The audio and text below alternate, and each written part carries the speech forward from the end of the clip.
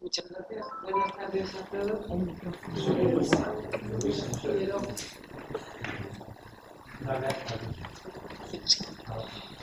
Quiero agradecer a los organizadores que me hayan permitido participar en estas jornadas que, entre otras muchísimas cosas, siempre sirven para aprender muchísimo y sobre todo para participar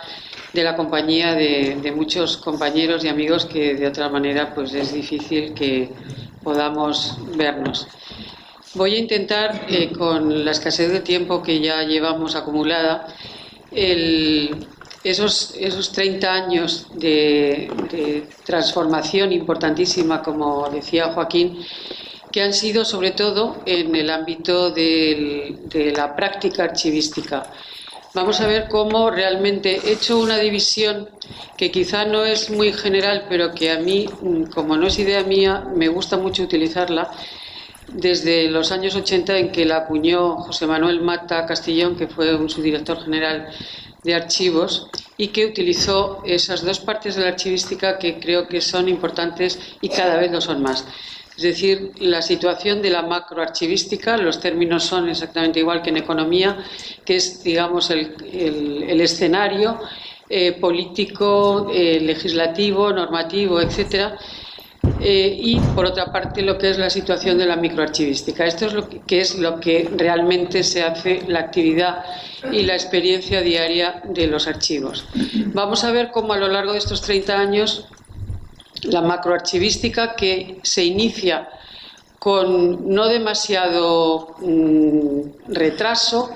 con una situación razonablemente buena. El punto de partida, por ejemplo, en cuanto a la estructura, por ejemplo, recordemos que durante todo el siglo XIX, según se van creando las nuevas instituciones liberales, se van creando los archivos y se les va dando su reglamento, se van creando plazas de archivero, es decir que en ese sentido el punto de partida no es malo. La dependencia y nivel jerárquico ya es lo que empieza a cambiar. Se hace una incidencia específica, como en todo, en las cuestiones de patrimonio histórico y de aspectos culturales, y eso quizá es lo que ese marco va a tener un diferente nivel de movimiento que el marco experimental. En cuanto a la formación, pues evidentemente de los profesionales es dentro de ese contexto de los archivos históricos y del área de las ciencias historiográficas, pero hay archivos y archiveros, como decía, en casi todas las instituciones. Hay una presencia internacional que se empieza a manifestar de una manera importante desde los años 70. Hay como medios de difusión evidentemente muy escasos y solamente a lo largo de toda la segunda mitad del siglo XX pues han sido los medios de la asociación ANAVAP y alguna otra asociación profesional de tipo sindical, y desde luego la visibilidad social pues escasa. En cambio, la microarchivística, que respondía a finales de los años 70 a esos planteamientos genéricos, vamos a ver que es lo que realmente va a cambiar. Es decir, tenía unos principios muy rígidos, no había apenas una discusión, como ocurrirá después cuando la archivística pase al entorno académico, y sobre todo se mantenía como los principios archivísticos como axiomas que tenían la autoridad moral de los grandes profesionales. Hay un punto importante que es el del proceso de diversificación del contenido, que se realiza de una manera extraordinariamente fecunda en España,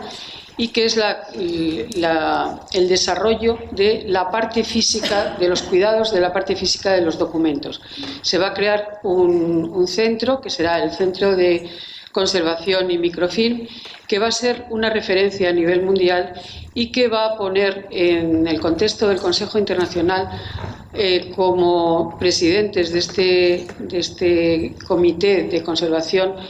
a archiveros españoles como Carmen Crespo. Normalmente, durante este periodo, la producción de conocimiento se centra sobre todo en la elaboración de instrumentos de descripción. La descripción es el eje de toda la actividad y, desde luego, en estas publicaciones de instrumentos de descripción vamos a encontrar las aportaciones más importantes a la teoría archivística. Habrá una discusión permanente que no es precisamente desdeñable, que nos está indicando que estamos dentro del intento de separación del ámbito del área de las ciencias historiográficas para separar y para individualizar la archivística. Esto, desde mi punto de vista, es lo que en definitiva representaría esa discusión entre el inventario y el catálogo que se repite a lo largo del tiempo. También hay un inicio de interés por el trabajo en equipo, en grupo, que hasta ese momento había sido poco existente. Nuestro patrono era San Benito y el archivero estaba metido en su archivo sin demasiado acompañamiento, ni siquiera en el momento de su trabajo. Pero junto a eso, por ejemplo, tenemos la experiencia que desde la Inspección de Archivos se hace de la aplicación de una herramienta tecnológica que en aquellos momentos, en el año 74, realmente no era precisamente lo común y que se utiliza para mecanizar el contenido del Archivo de Protocolos de Madrid. Como comentaba, el núcleo esencial se orienta dentro de la experiencia archivística en el contexto de la descripción. La organización de los fondos se realiza exclusivamente porque van a ser descritos. Esta organización se da por sentado que es necesaria, a pesar de que estamos hablando, como es lógico, de documentos cuya organicidad es de origen. Y, por supuesto, el objetivo fundamental de la descripción, mucho más que ofrecer facilidad e instrumentos de consulta al ciudadano, todavía es el de publicar y difundir erudición. Por supuesto, el lenguaje utilizado es exclusivamente para iniciados y, a pesar de que la influencia de las técnicas bibliotecarias es evidente, porque en la descripción lo que se está es fundamentalmente manejando datos e información sobre esos fondos, se convierte la descripción en el núcleo, en la esencia de la actividad archivística. Los primeros cambios es difícil situarlos en un momento concreto, se producen a lo largo de toda la década de los 80 y de los 90 y se consolidarán ya en los años 2000. Voy a dar una serie de fechas que creo que son importantes tanto en el escenario interior como en el exterior. En el año 78 es el gran cambio de la sociedad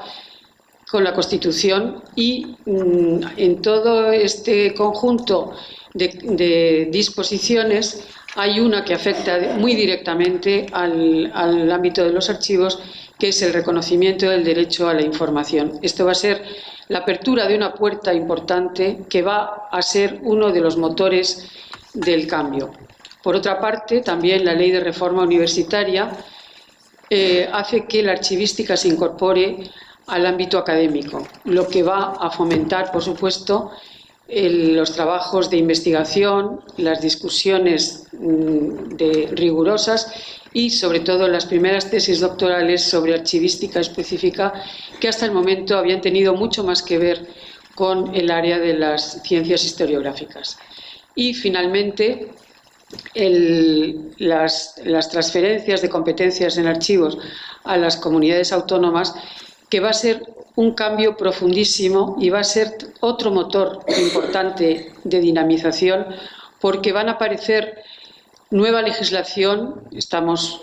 precisamente conmemorando la ley andaluza, que es la primera, pero también nuevos profesionales, nuevos archivos y nuevos contextos de discusión, a enriquecer y dinamizar el sector, que difícilmente hubiera alcanzado las metas actuales si no se hubiera producido esto. En el ámbito supranacional, la incorporación a Europa también hace que la participación sea mayor en cada momento, no solamente en los organismos europeos, sino también en el resto de los organismos internacionales. En el Consejo Internacional de Archivos, por supuesto,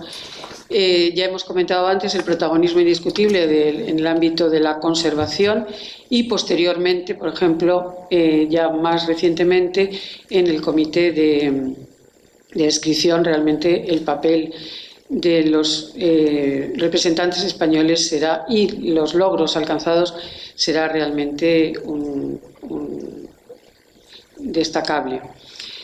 Dentro del ámbito de las actividades de la Subdirección General de Archivos Estatales, creo que es muy importante destacar la creación del FIDA en el año 1979, que va a ser una herramienta de transmisión de conocimiento archivístico en el área internacional. La presentación por parte de la Subdirección General de Archivos Estatales del primer proyecto, que nos está indicando que el énfasis ha pasado o está empezando a cambiar desde la documentación exclusivamente histórica a el mundo de la producción de documentos, la documentación administrativa. Las siglas significan Sistema de Control de Archivos Administrativos. Se inicia, el primer informe es del año 1981 y la presentación oficial se realiza en 1984. En el año 87 se crea el Grupo Iberoamericano de Tratamiento de Archivos Administrativos, que surge en el seno del Comité de Archivos Administrativos del Consejo Internacional de Archivos, y también la creación de la primera escuela-taller, que aunque es un proyecto europeo con fines de empleo y de facilitar el empleo a los titulados superiores, en realidad en el ámbito de los archivos será un modo de admitir que además del mundo de las oposiciones al cuerpo facultativo o a los cuerpos oficiales de cada una de las comunidades autónomas se podía hacer una formación de tercer ciclo con una experiencia de 2 años y en algunos casos llegó hasta 2 años y medio, en el que los archivos sirvieron pues algo así como los hospitales clínicos para la medicina. En el escenario internacional ya hemos dicho algunas cosas, pero hay que destacar que, por supuesto, el record management se generaliza y dentro de esta generalización hay una tendencia a la normalización que no se materializará hasta los años 2000, pero que se inicia con la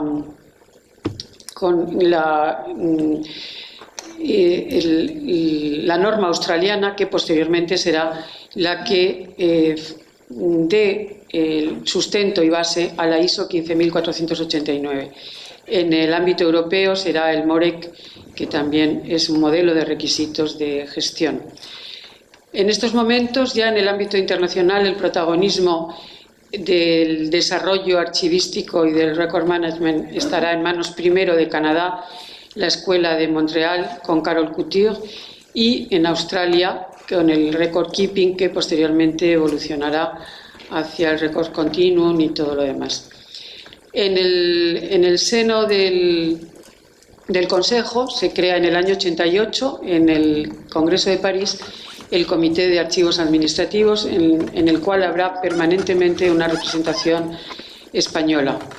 Y se produce en el año 89 algo que también es trascendental. Es un simposium sobre las disciplinas convergentes en el tratamiento de la información registrada en soporte. Allí hay una reunión importantísima de bibliotecarios, documentalistas y de archiveros. Y se ve cómo la vieja Europa, a través de la voz de uno de sus grandes pensadores en archivística, que es Elio Lodolini, considera que todo aquello no tiene nada que ver con la archivística, por lo menos con la archivística europea. Es un gran escándalo para todos los presentes, pero realmente esto significa algo bastante, que es la situación de la mentalidad de la archivística tradicional. Junto a todo esto, y también dentro de estos años, de esta década de los 80, aunque la sociedad de la información se define en la década siguiente, vamos a ver cómo se presentan otros retos importantes, la sociedad de la información y el mundo digital, En el 85, el Comité de Automatización del Consejo Internacional, que se había creado en el año 74, elabora una encuesta que envía a todos los países y que va a ser la primera información que se recoge sobre la situación en el resto del mundo no anglosajón, que era el más avanzado, sobre todo Estados Unidos, cuál era la situación del mundo digital. Y posteriormente, en el año 88, en el Congreso de París, la ponencia de René Bassin, que será también la apertura de una nueva etapa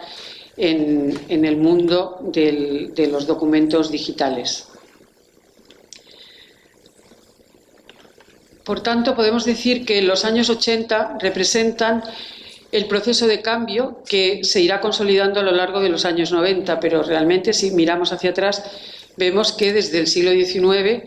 se han ido consolidando tendencias contrarias y que solo en 2 décadas el cambio va a ser extraordinario. Por supuesto, previamente, ya desde la segunda mitad de los años 70, las teorías de Schellenberg sobre la valoración de los documentos, los valores primarios y secundarios, ya se habían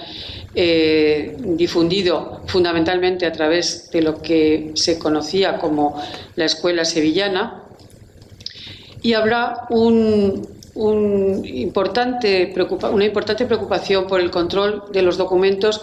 desde el mismo momento de su producción. Hay ya una manifiesta evidencia de que se empieza a trabajar en grupo, y una muestra de ello puede ser el Grupo de Archiveros de Madrid, que, coordinados por la entonces inspectora de archivos, Vicenta Cortés, va a dar los primeros resultados de estos cambios. Igualmente, los grupos de trabajo que coordinará la Subdirección General de Archivos Estatales. En cuanto a la formación, hay cambios en las propias oposiciones, que era el único vehículo de formación para los profesionales, y con la creación del Centro de Estudios Bibliográficos y Documentarios, cuya sede se establece en la Biblioteca Nacional y que viene a sustituir a la Escuela de Documentalistas, va a tener también un papel importante en todo este proceso de la formación. A partir de este momento vamos a ver el cambio, cómo del documento individualizado se va pasando al núcleo de la unidad del tratamiento archivístico, será la serie documental, y el control de la producción de documentos a través de la contextualización de todos ellos, a través de las series, va a ser la herramienta fundamental de esta investigación. Por supuesto, todo esto da lugar a un conjunto de nuevos términos y definiciones que van a ir enriqueciendo la archivística y que cada vez van a tener una participación mayor por parte de, digamos, no la archivística estatal, sino la que hemos dicho que había sido la gran fuerza de dinamización a través de la transferencia a las comunidades autónomas. Y la calidad y la gestión de los trabajos empieza a tener otra visibilidad. En cuanto a la normalización del record management, del que hemos hablado hace un momento, ya hemos dicho que la primera norma es la australiana, y de ella partirá la 15489 y posteriormente, lógicamente, las 30300 y todo, como ya han hablado de ellas. La nueva metodología va a tener como un cambio de perspectiva, es decir, en vez de centrarse en la descripción, como hemos visto, y que la organización y la clasificación sean actuaciones en función de esa descripción, vamos a ver cómo se van a definir y realizar de distinta forma dos fases que van a ser las que van a llevar a efecto. La primera, la de identificación, la contextualización definitiva de los documentos, y la valoración en el primer caso se aplica el principio de procedencia, y en el segundo el del ciclo vital. De esta forma, estas dos fases que no son antagónicas ni contradictorias, sino todo lo contrario, simplemente tienen una metodología, son pasos diferentes en la metodología que deben realizarse en un orden determinado. Lógicamente no podemos valorar aquello que no hemos identificado, pero que se pueden concebir de manera independiente. Es decir, yo puedo tener un fondo perfectamente identificado y todavía no valorado. En el caso de la descripción, sigue teniendo una trascendencia importante, pero ya dentro del ámbito exclusivo de la información. Aquí ya no estamos en absoluto aplicando principios archivísticos, sino que estamos manejando la información de y sobre las series documentales. Es por eso por lo que las normas posteriores sobre descripción tienen un esquema que es el MARC, que es de tradición bibliotecaria. Naturalmente, el objetivo de toda esta metodología es el control de todas las series documentales que producen las instituciones y el poder controlar también su volumen y saber en qué archivo debe estar cada una de sus fracciones. La consolidación de toda esta metodología pues se produce, como decía, no de una manera puntual, sino a lo largo de esas 2 décadas y que van a ir paralelas a todos los cambios que suponen el mundo de los documentos electrónicos. Naturalmente, este cambio de profundidad extraordinaria podía hacernos pensar que frente a esa mentalidad historicista y tal, podía haber sido el punto final de esa evolución tan rápida. Pero lejos de eso, en mi opinión, son precisamente los problemas que plantean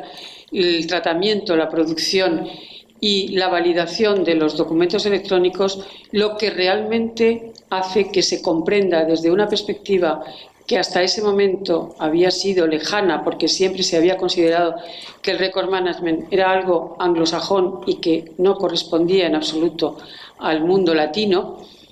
Y precisamente va a ser el proyecto Interpares, que presenta todo este mundo de la producción y el control de los documentos electrónicos, una archivera italiana de formación tradicional, la que desde la perspectiva de la diplomática nos explica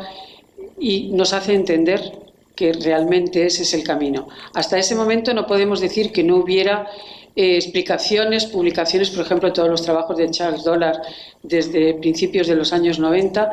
incluso traducidos al italiano después de las jornadas de Macerata en Italia, pero realmente lo que pone el punto en el desarrollo brutal y rápido de todo este mundo es precisamente el inicio del proyecto Interpares. Naturalmente, esa es mi opinión, veremos luego si todo el mundo está de acuerdo. Y ya termino hablando de lo que debería ser el futuro. Hemos visto que, insisto una vez más, que lo que ha avanzado de manera extraordinaria ha sido la microarchivística. En el caso de la macroarchivística seguimos en momentos todavía muy iniciales. Quizá ese origen común en el cuerpo facultativo de archiveros, bibliotecarios y arqueólogos, los archiveros somos los que hemos tenido un final menos feliz. No digo porque no sea una profesión feliz, sino porque vemos cómo se ha desarrollado el interés social por las profesiones bibliotecarios y conservadores de museo. En mi opinión también esto tiene una explicación de índole económica como casi todo. Los bibliotecarios y los conservadores de museo han sido capaces de defender e introducirse en el mundo económico de la industria, en un caso del libro y en el otro del arte. Y producen pues movimiento económico. Nosotros, de momento, lo único que hemos producido es mucho conocimiento, mucha ciencia, mucho rigor la salvaguarda de muchísimas cosas, pero creo que el tren que estamos a punto de perder, y es el que no nos va a esperar en la estación, es el de la información. En el mundo en que vivimos actualmente estamos manejando continuamente información orgánica, registrada en un soporte como el resto de la información. Y esto es nuestro futuro. Si no somos capaces de subirnos a ese tren, creo que todos estos avances que han sido verdaderamente loables, rápidos y profundos, van a dejarnos otra vez en el margen. Y no hablo de que dejemos de lado la parte histórica, la parte patrimonial y cultural, en absoluto. Pues los museos y los arqueólogos siguen haciendo excavaciones y teniendo trilobites en sus museos, igual que no conozco a ningún bibliotecario que en su biblioteca no se ocupe, si lo tiene, del fondo antiguo. Es decir, que no es despreciar otras cosas que además han constituido el núcleo de nuestra profesión, sino ampliarlo con esta oportunidad perfecta, puesto que nosotros tenemos en la mano esa capacidad de información, y mucho más en estos momentos en los que además en un Estado de Derecho la transparencia es algo tan necesario e imprescindible como estamos viendo todos los días. Y la transparencia, desde luego, no se puede dar sin que exista un sistema de record management verdaderamente desarrollado. Si en algún momento alguno de ustedes se mete en la página web del Consejo de Transparencia, pues lo que es la transparencia activa, es decir, lo que los organismos públicos quieren que se sepa, pues evidentemente es abundante, de difícil navegación, pero uno tiene muchísimos datos. Ahora, si uno se molesta en ver las consultas concretas que hace el ciudadano, es decir, lo que se llama transparencia pasiva, las contestaciones son en unos porcentajes alarmantes, no hay antecedentes, no hay datos, no podemos responder, no podemos, es decir, ahí lo que está fallando, que es el record management, es decir, el archivo, el archivero, y las ganas de ser transparente, pero vamos, estamos hablando de archivística. Pero probablemente lo que cambiaría rotundamente esta postura sería el hecho de considerar los archivos en ese ámbito de la información. Y en cuanto a la formación, y ya con esto termino, creo que el ámbito universitario, con todos sus defectos, ya sé que hay mucha discusión y la ha habido y la seguirá habiendo sobre que no es suficiente, no es. Yo creo que luchar por otra cosa que no sea el tercer ciclo a estas alturas, pues es como quererse dar contra la pared, y plantearlo de una manera que yo creo que la experiencia nos ha enseñado que es la buena, o por lo menos una de las vías buenas, que es utilizar los archivos,